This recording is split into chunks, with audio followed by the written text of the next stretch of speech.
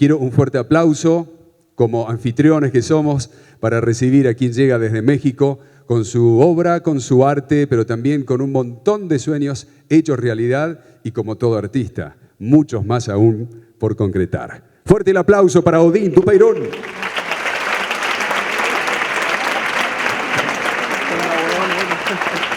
Muchas gracias.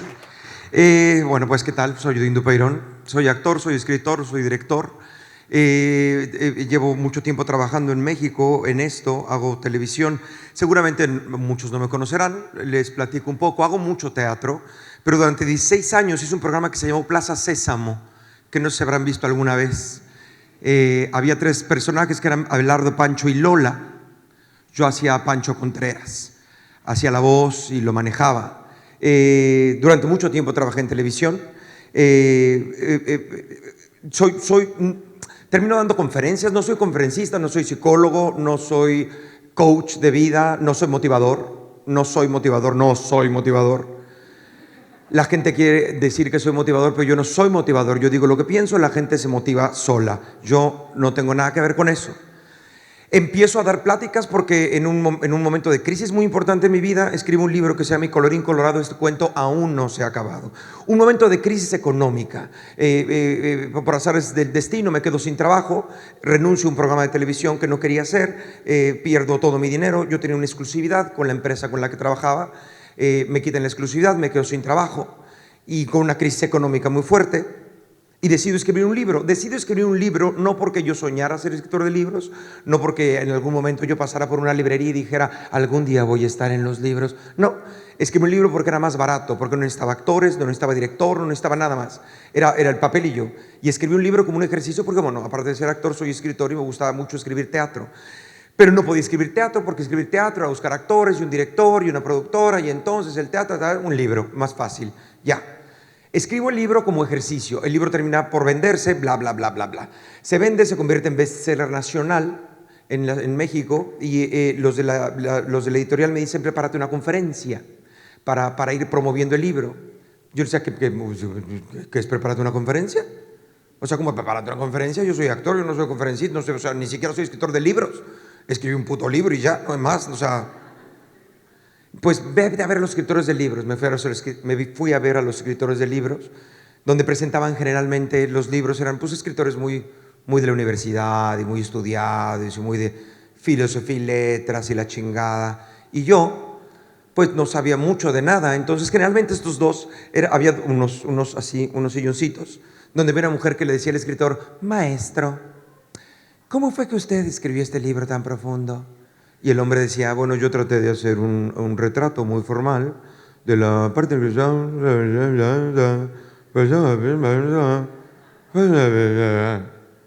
Y yo abajo decía, no le entendí ni madres. ¿Qué putas dijo? Me dormí, ¿qué pasó? Y luego me di cuenta que el boludo era yo, porque la mujer decía, qué interesante, maestro. Y entonces dije, ese no soy yo. No soy ese presentador de libros. Entonces decidí contar mi historia. Me estaba muriendo de hambre y escribí un libro. Y se los presento. Y en ese momento empezó a venderse el libro y empezó a funcionar y a funcionar y a funcionar. Y empecé a dar conferencias en México, empecé a dar conferencias en diferentes lugares, empecé a dar conferencias para escuelas. Mi primera conferencia, las primeras conferencias que di, me regreso un poco, fue en ferias de libro, ¿no? Me llevaba a la editorial y presentaba el libro. Un día en una feria de libros se acercó un hombre a decirme, me encantó tu conferencia, la quiero llevar para mi empresa. Tengo una empresa de unos 150 personas y me encantaría que les presentaras la conferencia que diste porque me gustó mucho. Le dije, sí, claro, pues no tengo nada que hacer, con mucho gusto. Y me dijo, perfecto, ¿cuánto cobras? Y le dije, ¡ah, se cobra! Yo lo hacía gratis para la editorial. Entonces vendí mi primera conferencia. Di mi segunda conferencia, mi tercera conferencia, y así fue vendiendo a escuelas, a empresas, y así llevo 15 años dando conferencias. Aparte de tener una obra de teatro que lleva ya 15 años en cartelera, un monólogo, tengo otra obra de teatro que lleva 8 meses en cartelera, ininterrumpidas estos proyectos en la Ciudad de México y alrededor de la República. Me he presentado en Estados Unidos, me he presentado en Colombia, me he presentado en Brasil con las obras de teatro.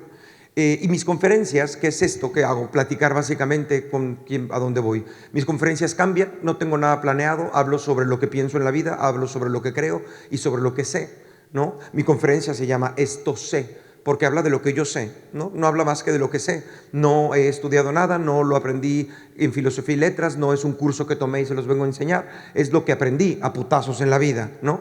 Que se aprende y que se te quede en el alma y lo transmito. Voy cambiando la conferencia según a quién me presento y según a dónde voy. He dado conferencias para enfermos terminales de cáncer y de SIDA, he dado conferencias en escuelas, he dado conferencias en la cárcel, ¿no? Y hablo de diferentes cosas según la conferencia, no siempre es la misma, hablo de mi vida y hablo de lo que pienso, pero no digo lo mismo en las conferencias, no voy a la cárcel a decir, hay que salir a vivir, porque no se puede, ¿no?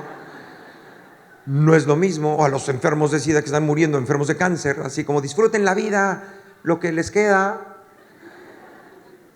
Entonces va variando, pero lo que descubro finalmente es, la gente me pregunta mucho con el tiempo, cómo llegué a donde llegué, por qué llegué, cómo fue el plan, qué fue mi estrategia.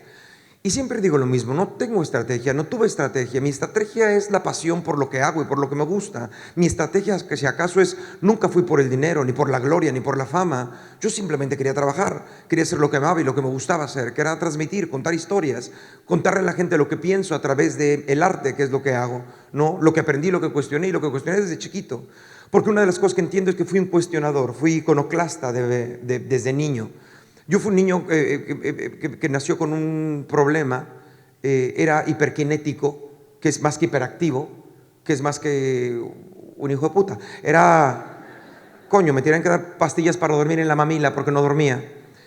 Hablé muy rápido, fui un niño súper estimulado y era cuestionador desde pequeño. Es decir, cuando la gente me dice, ¿cuándo empezaste a cuestionar? Le dije, desde que tuve uso de razón.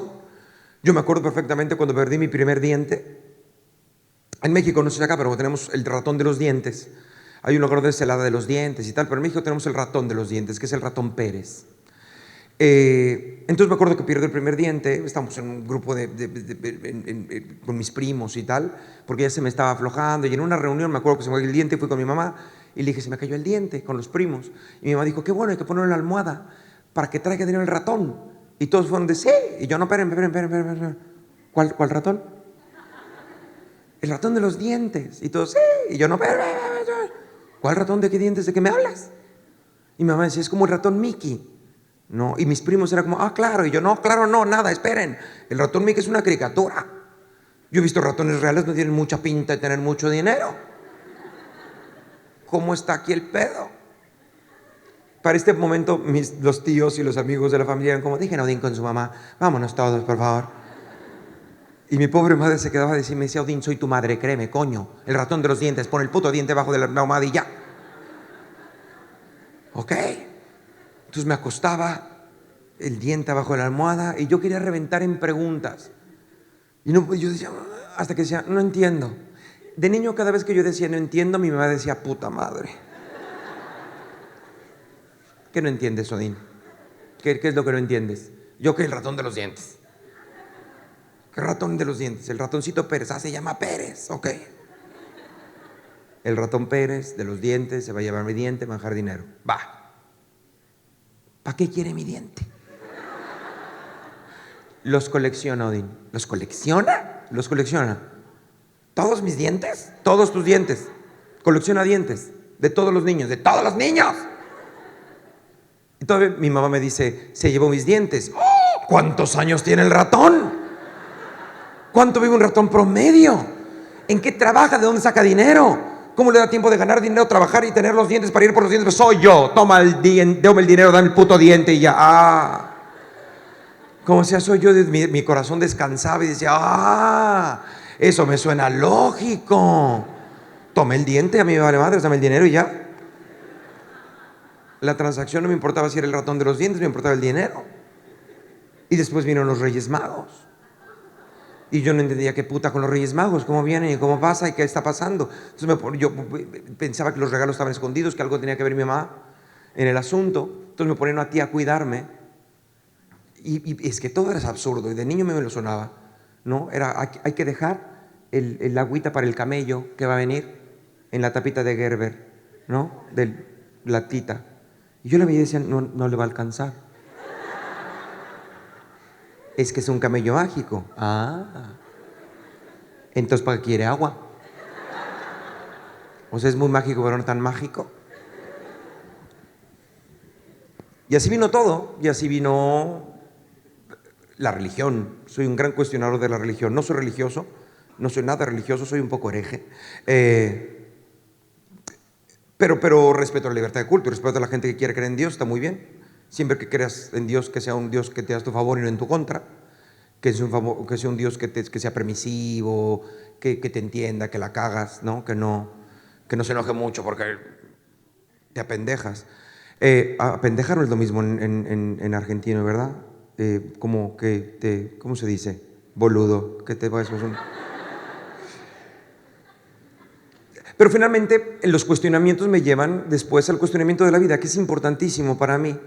Cuando empiezo a dar conferencias, que empiezo a ir alrededor de la República Mexicana, me empiezan a poner como conferencistas de diferentes tipos de libros, sobre todo de superación personal, donde había pláticas muy importantes sobre cosas que me parecían muy absurdas, ¿no? Había un tipo que tenía un libro que se llamaba algo así como El miedo no existe, una cosa así, que andaba diciéndole a la gente, el miedo no existe, el miedo nos lo impuso la sociedad, el miedo no existe, no es verdad, es un mito, el miedo no existe, el miedo en la naturaleza.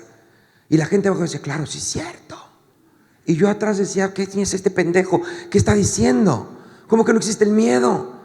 ¿No existe en la naturaleza? ¿Cómo no existe el miedo en la naturaleza? Cuando la cebra ve al león, corre por deporte. Ve al león y dice, trotemos todas. ¡Uah! No, corre de miedo. De hecho, se va cagando del miedo. El miedo es tan natural que cuando tienes que salir corriendo, el cerebro manda la señal de que suelten el sobrepeso y te cagas. Vean el Discovery Channel, se van orinando y cagando del miedo para ser ligeritas. ¡Pua! El miedo existe, por supuesto que existe. Pero entonces hay todas estas cosas del miedo no existe y no hay nada que temer. Todo tiene que ser bonito y hermoso y no llores y no sufras y cuenta tus bendiciones. Y hay esta cosa que yo he denominado el exceso de pensamiento mágico pendejo o pelotudo o como le quieran llamar. Es un exceso de pensamiento mágico absurdo, infantil, que no tiene coherencia, que no tiene lógica, que basta un poquito para descifrarlo. Pero tenemos tantas ganas de creer y tantas ganas de llegar y tantas ganas de hacer que nos creemos y nos subimos en este tren de que la vida es perfecta y es maravillosa y todo tiene que ser ideal y tienes que alcanzar tus metas y tienes que llegar y no sufras y no llores y no te sientas mal y coño. No hay cabida ya a ningún sentimiento negativo o feo. Cuando murió mi mejor amiga, yo tenía 22 años, murió Patricia Hernández, era mi mejor amiga, mi hermana del alma, mi compañera de vida. Yo tenía 22, ella tenía 25, murió en un accidente de coche. Cuando murió Pati yo lloré noche tras noche, caray, noche tras noche. Lloré como jamás pensé que se podría llorar en la vida.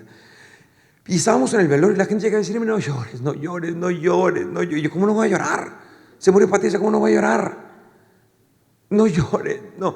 Y luego me salían con a Pati no le hubiera gustado verte llorar. Pues no se hubiera muerto la hija de puta. Se murió, que se chingue.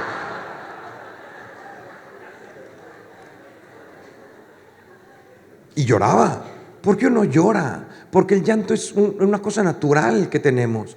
Y ahora en Facebook están estas cosas de no llores por haber perdido las estrellas, no llores porque perdiste, no llores, no desperdicies tus lágrimas en quien no supo apreciar tu sonrisa. ¡Puta madre! ¿Cuándo lloro? Cuando me corten un huevo lloro. ¿Cuándo lloro? ¿Cuándo está? Pásenme el tabulador de cuándo debo llorar y cuándo no. Yo lloro porque lloro, yo lloro porque quiero llorar, porque me dan ganas de llorar y lloro. Y ya. Y es una manera de desahogarnos. El dolor se quita llorando, como el hambre se quita comiendo, como el sueño se quita durmiendo.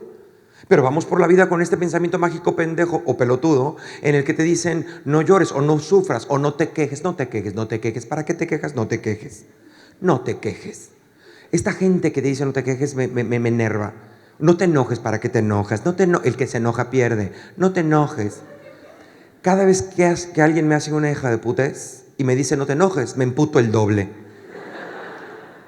Uno se enoja para defenderse, uno se queja para poder hacer justicia. No te puedes andar enojando por cualquier cosa. No te puedes quejar con cualquier persona. Tienes que ver cuándo te quejas, con quién te quejas, para qué te quejas. Tiene tu queja que tener un fin. A veces te tienes que quejar con la vida. No hay más. Te quejas con la vida y se acabó. Porque la vida así es injusta. Entonces, esta gente que de repente te dice que no tiene llenadero, no te quejes, ¿para qué te quejas? Cuando le dices, tengo mucho calor. Una vez tenía yo que dar una función, no había comido, no había nada, hice un viaje, se retrasó el vuelo 8 horas, fue terrible. Llegué y puse en mi Facebook, estoy cagado. voy a trabajar y no he comido nada, me comí medio hot dog y ya. Y en Facebook la gente que me conoce en México me ponía, pues ni meo, así es la vida, Odín, como tú dices, ni pedo, sigue. Pero aquí alguien me ponía, no te quejes, te comiste medio hot dog, hay niños que ni eso tienen para comer. Coño, es como decir, tengo mucho calor, hay gente que tiene cáncer. ¿Y qué putas tiene eso que ver? No, está muy lejos a donde voy, hay gente que no tiene a dónde ir. Me duelen las piernas y hay gente que no tiene piernas, puta, no hay llenadero. Se murió mi mamá, hay gente que no tiene madre, que se le muera de coño, ya. Y en este sentido, básicamente lo que quiero decir con ustedes, que es a lo que quiero llegar, es cuestionen. Hay cosas que tenemos muy aprendidas y muy dentro de la cultura. Y ahora que vengo aquí a la cumbre de líderes, que me parece increíble, cumbre, líderes, ¿no? La juventud, nos venden ideas que tenemos que cuestionar, como el éxito. ¿Qué es el éxito? ¿Vale la pena? ¿Cuánto vale la pena? ¿Para quién es el éxito de qué? Hay dos tipos de éxito según yo creo. El éxito personal y el éxito existencial. Y el éxito que todo el mundo puede ver, ¿no? El éxito del futbolista, el que ganó premios. Pero ahora tenemos gente que se suicida siendo modelos y diseñadoras de modas, con mucho dinero, con mucho éxito, que uno pensaría que es tremendamente feliz y no lo son. El éxito personal siempre será mucho más importante. Creo que el mundo necesita más que líderes exitosos con dinero, necesita líderes exitosos llenos de felicidad, contentos con su propia vida. ¿Qué es lo que tú quieres hacer de tu vida? ¿A dónde tú quieres llegar? ¿Qué es lo que tú quieres hacer? Porque finalmente, desde mi punto de vista, yo nunca soñé hacer lo que estoy haciendo. Nunca pensé que iba a terminar aquí dando una plática para ustedes en Buenos Aires. Nunca pensé que iba a dar conferencias alrededor del mundo. Jamás pensé que iba a escribir un libro que se iba a convertir en un bestseller, tener una obra que llevara 15 años en cartelera ininterrumpida. Nunca lo soñé, no lo pensé, no lo decreté, no lo pedí. Se fue dando. Pero se fue dando de acuerdo a mi pasión. Se fue dando de acuerdo a lo que yo deseaba y lo que yo quería. Y fui decidiendo dónde me metí, dónde no me metía y qué precio estaba dispuesto a pagar. Los sueños de repente están sobrevalorados. Tienes que alcanzar tus sueños. Tus sueños, busca tus sueños, llega a tus sueños, tus sueños. ¿Qué putas estás soñando? No es lo mismo soñar lo que sueñas a los 21 que a los 30, que a los 45. La vida va cambiando, la vida es exploratoria. Y los sueños están sobrevalorados en el sentido, ya se me está acabando el tiempo, en el sentido de que a veces no puedes alcanzar tus sueños. Pero no es el sueño, es el camino. Es a quien conoces en el camino de lograr tus sueños, de quien te enamoras, de los amigos que haces, de las aventuras que vives, de la vida que usas en el transcurso de alcanzar tus sueños. Y si los logras, felicidades, habrás sido muy feliz. Pero si no los logras por cualquier circunstancia, o si cambian a la mitad del camino, o si decides que quieres otra cosa y recalculas, porque la vida es recalcular, y recalculas nuevamente, va a haber valido la pena hayas llegado o no, porque el viaje es lo que vale la pena, porque la felicidad de existir es lo que vale la pena, porque la aventura de explorar una vida llena de inciertos y llena de contradicciones y llena de caos es lo que vale la pena. La vida no es perfecta, pero no tiene que ser perfecta para ser maravillosa. La vida es perfecta como es, y si aprendes a lidiar con el caos y a entrarle al drama y a prepararte para el fracaso y a saber que todo puede cambiar, tendrás las mejores herramientas para diseñar tu vida de la mejor manera posible. Porque para mí a eso se reduce todo. Para mí el éxito final es en tu lecho de muerte, cuando te vayas. Mi mejor amiga murió a los 25 años. Ojalá tengan 30, 40, 50, 70, 80. Ojalá su viaje sea largo, muy largo. Ojalá tengan mucho tiempo de vida para subir y bajar y comer y salir y brillar y coger y sentir y vibrar y morir y coger otra vez de nuevo y volver a comer y disfrutar la vida. Ojalá tengan muchos años. Porque el éxito más importante es la pregunta final para mí, desde mi punto de vista. Yo, Odín Dupeirón, la final pregunta importante es: ¿qué tan bien te la pasaste? En tu lecho de muerte esa será la pregunta importante: ¿qué tan bien te la pasaste? En este tiempo que tuviste una vida entera entre tus manos y un planeta para acompañarla, ¿qué tan bien te la pasaste? No nada más te divertiste, no. ¿Fuiste útil? ¿Serviste de algo? ¿Te divertiste? ¿Saliste? ¿Fuiste bueno con tus hijos? ¿Fuiste un ejemplo para alguien? ¿Ayudaste? ¿Serviste? ¿Fuiste útil? ¿Te la pasaste bien? ¿Qué comiste? ¿Qué probaste? ¿Nadaste? ¿Viajaste? ¿Qué también te la pasaste? Porque se va a acabar. Ese para mí es el éxito más importante que hay que perseguir. Ser útil, dejar huella. Y no en el mundo, en tu prójimo, en la gente con la que compartes la vida. Y disfrutarla, y disfrutarla. Tengo la enorme dicha de existir. Podría no existir, pero existo. Podría no estar, pero estoy. Y ya que estoy, tengo que hacer de mi vida la más chingona, como decimos en México, de las aventuras. Tu vida está en tus manos, diséñala desde el coraje, no desde el miedo. Muchísimas gracias.